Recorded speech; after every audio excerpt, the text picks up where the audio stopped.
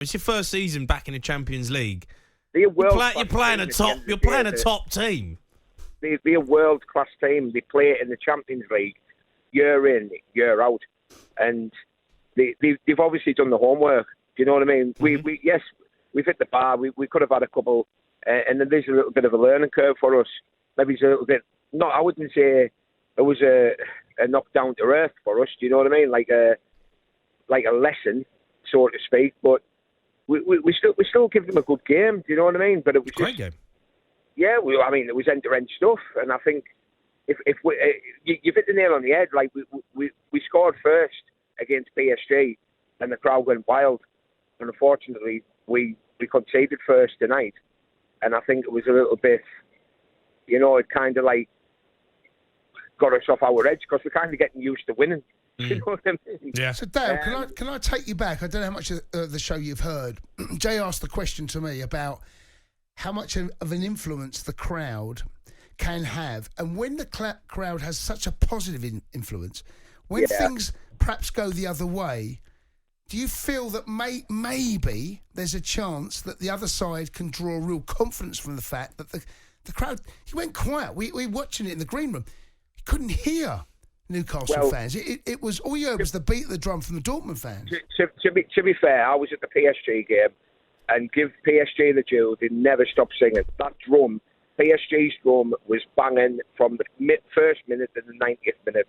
Whether or not they were 1-0 down, 3-0 down, 4-1 down, the drum was banging. Dortmund's drum was banging tonight. So I wouldn't say it was really that, but I think the crowd were a little bit. I'm going back to like. I'm not trying to blame the crowd here, Dal. No. Yes, I think we were. I know the crowd gets, and I heard obviously the comments about the players getting a little bit. I just think they need to. I think they're the fans up as well. I think they're exerting.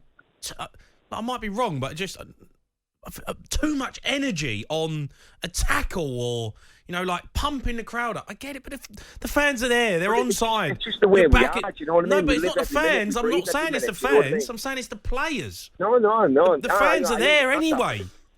Yeah, I get that. But at the end of the day, if we live in the breathe in the moment, we want the players to live and breathe the moment as well. Do you know what I mean? I get that, but you've also got to have a bit of composure. And, you're going back to a year ago. If we won a tackle, there wasn't the likes of Sissoko and all of them cheering the fans up. So why not do it? Why not do it? My argument to that is, Dal, is you're not in the Championship anymore. You're not a bang average side. You are in the Champions League. You're a top team with top players. It's just a tackle.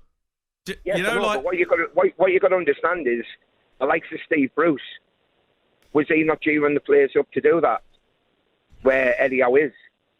No, I'm not sure Eddie Howe. I'm not sure. I never see Eddie Howe or Jason Tindall do that. I think Jamie's onto something here about how, and also I've seen players do it. I've seen them do it, but it's not just Newcastle, by the way. No, but it's not just Newcastle. I'm seeing it a lot. Arsenal do it as well. No, but I'm just seeing it a lot with Newcastle, especially in the Champions League. James's Park. Like in the first 5-6 minutes of a game, and it's just a tackle. Yeah. You're a top side. It's just a tackle. But isn't that part of what we're watching? I personally don't think Newcastle are a big club. I don't think they're a big club. I disagree, lad. No, but you're not. No.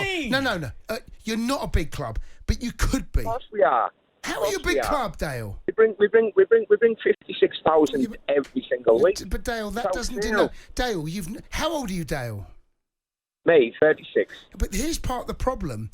You're 36. You've never seen you get to how many finals have you seen? 2. Never seen a trophy. Yes, I have. But I'm sat next to my father who's seen a lot more games. Well, how old's your dad? He's pushing just over 60. Well, what's he? He can't have seen too much more than you. Well, he's seen a lot more than me, put it that way. I don't think he has. Look, I can't sit here and agree with you that Newcastle are not a big club. They're a massive club. No, they're not a massive club. Come on. Here's the problem. They absolutely could be. In the last... Newcastle are a bigger club than Chelsea, mate. In the last 60 years, what have they won? Yeah, but they haven't. So you're bringing Chelsea into it. Yep. So 15 years ago, your club got the money. That's what made you a big club. No, Dale, let me give you a history lesson. In the 90s, before Roman turned up, won the FA Cup, won the Cup Winners' Cup, right? Won the Super Cup, won the Carabao Cup.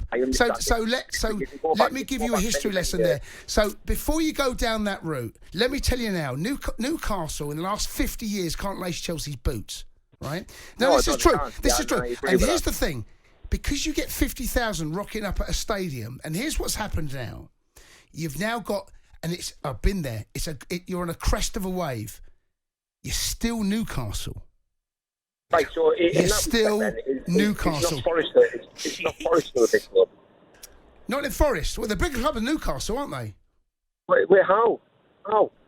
They've been fighting in the Championship for the last 12 years. Sorry. Sorry. Say that again, Dale. So before they got promoted to the Premier League, they were in the Championships for how many years? Dale, you're showing how old you are now, mate. You need to go home and do a history lesson. Here's what you do, Dale. Go home. So you said Nottingham Forest are a bigger club than Newcastle? 100%. 100%. I don't know if I can agree with that. 100%. I don't know if I can agree with that, mate. You're kidding me. I don't know. You're kidding me. How can you? I don't know if you can say that. Here's what you're all getting excited by. Here's the thing. You're all getting excited because Newcastle might get 20,000 more fans every week through the gates. You're forgetting what really matters in the cabinet. You as a Spurs fan should know that more than most. I mean, that's what I'm saying. Talking garbage, mate. You're talking garbage. There's more to a club. What makes it? So Newcastle? The fans, the community, the community, the packed out stadiums, the global success of how big the commercially the club is. It's Newcastle. Newcastle. When I grew up playing, when I was a kid, go on. I wanted to play at St James's Park. Why? I didn't care about playing at Nottingham Forest. Why? Because it's Newcastle. What made you want to play there? Because it's Newcastle. And what made you want to play there? What do you mean? What do you mean? Well, because it's Newcastle. It's St James's Park. It's history. It's Newcastle. History? Show me the history. Give me the history. Give me it now. You can go back. I don't care how when you go, Nottingham Forest won the European Cup. I get it. They're a big club. I'm not saying they're not a big club. But, you know, for a younger fan or a younger player, when I was making my way in the game, I dreamed of playing at St James's Park. The Sports Bar with Jamie O'Hara and Jason Cundy. Monday to Thursday nights from 10 on AM, on DAB, via the talkSPORT app and on your smart speaker. talkSPORT.